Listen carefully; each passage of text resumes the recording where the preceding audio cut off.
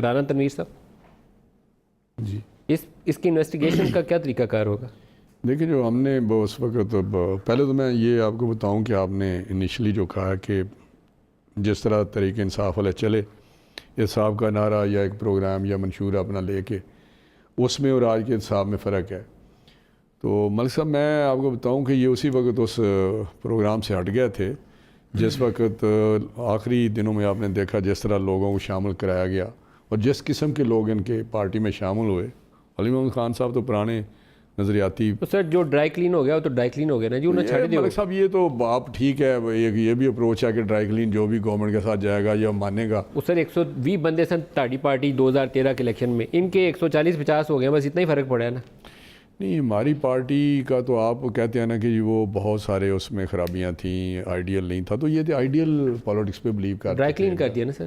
Dry clean پھر وہ لمبی بات ہو جائے گی. ٹاپک پہ آ جائے، میں اسی لیے آپ کو انٹرپٹ کر رہا ہوں. آپ کا یہ کویشچن تھا کہ میں نیب والی جو ویڈیو ٹیپس آئیں ان کی انویسٹیگیشن کا طریقہ کار کیا میں سمجھتا ہوں کہ ہماری پارٹی نے، اگر آپ کو یاد ہو علی محمد خان صاحب نے ذکر بھی کیا ہے کہ اس وقت جو اسمبلی میں ہم نے اس کو ٹیک اپ کیا اس ایشو کو، تو اس میں ہم نے یہی کہا تھا کہ پارلیمانی کمیٹی اسپیشل ایک پارلیمانی کمیٹی تشکیل دی جائے جو اس کو انویسٹیگیٹ کرے تاکہ اس کی تہہ تک پہنچا جائے.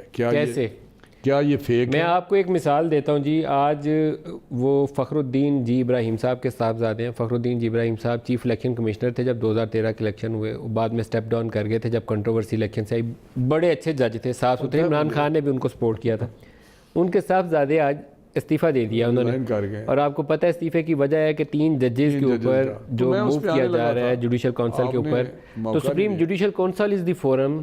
نہیں دیکھیں میں اس پہ میں آتا ہوں، یہ جو آپ نے بات کی میں اس پہ ہی آنے لگا تھا کہ یہ جو ہمارا کیا تھا. ہم ایک کہتے ہیں جی پارلیمنٹ سپریم ہے اور پارلیمانی کمیٹی بنائی جائے، اور ہم نے بہت سارے ایشوز پہ یہ کہا ہے کہ پارلیمنٹ کی کمیٹی ہے وہ بہتر ہے. لیکن اگر اس سے آپ سمجھتے ہیں کہ جوڈیشل کمیشن جو اس وقت ہے اس کو اگر ریفر کر دیا جائے تو یہ گورنمنٹ نے کرنا ہے جس طرح آج انہوں نے پارلیمانی کمیٹی اپنا کام کرے، وہ تو کوئی رکاوٹ نہیں ہے، آپ کو تو کوئی مانے نہیں ہے. تو یہ بھی پروریگیٹو ہے کہ پریزیڈنٹ آف پاکستان یا گورنمنٹ اس کو ایک ریفرنس کی صورت میں جوڈیشل سپریم جوڈیشل. لیکن آپ لوگ مجھے لگتا ہے آپ خاموش ہیں، ڈرے سہمے ساروں کا دل یہ ہے کہ اس کو انڈر دی کارپیٹ کر دیں. بس سمجھیں ہم چاہتے ہیں کہ جو بھی اس کی انکوائری ہو. آپ کے اوپر تو کوئی نیب کا کیس نہیں چل رہا نا صاحب؟ نہیں الحمدللہ ابھی تک نہیں. ابھی تک تو نہیں ہے. آج ذرا بولے کھل کے، کل ایک ہو جائے گا. دوست ہیں یہ ٹھیک ہے.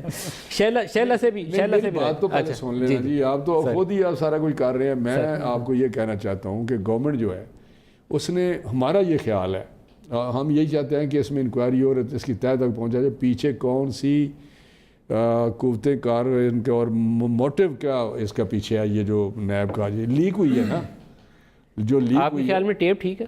ٹیپ یہ تو انکوائری میں پتہ چلے گا نا. اگر کسی نے بنائی ہے یا لیک کیا ہے یا اوریجنل ہے یا فیک ہے تو یہ پتہ کریں، اس کی تہہ تک پہنچا جائے.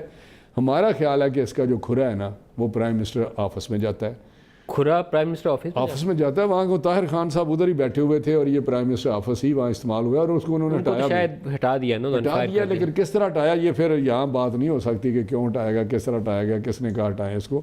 تو کہنے کا مقصد ہے کہ دوسری جو بات میں اس کی کڑی ملانے لگا ہوں، یہ اداروں سے اب کیونکہ ذہن آمریت والا ہے، آمرانہ ہے، تو ایک دفعہ انہوں نے اس پہ اٹیک کیا اور دوسرا آج سپریم کورٹ پہ انہوں نے اٹیک کیا جو 3 ججز کا ریفرنس بھیجا ہے جس میں میں اس کی طرف بات کرتا ہوں. مکس اپ ہو جائے گا. میں کہتا ہوں کہ جسٹس قاضی فائز عیسیٰ کا نام ہے. سندھ ہائی کورٹ کے 2 ججز ہیں، ان کا نام مجھے معلوم نہیں، آپ بتا سکتے ہیں؟ نہیں مجھے نہیں پتا، لیکن قاضی صاحب کو چل رہا ہے تو شیلا صاحبہ کو شاید پتا ہو.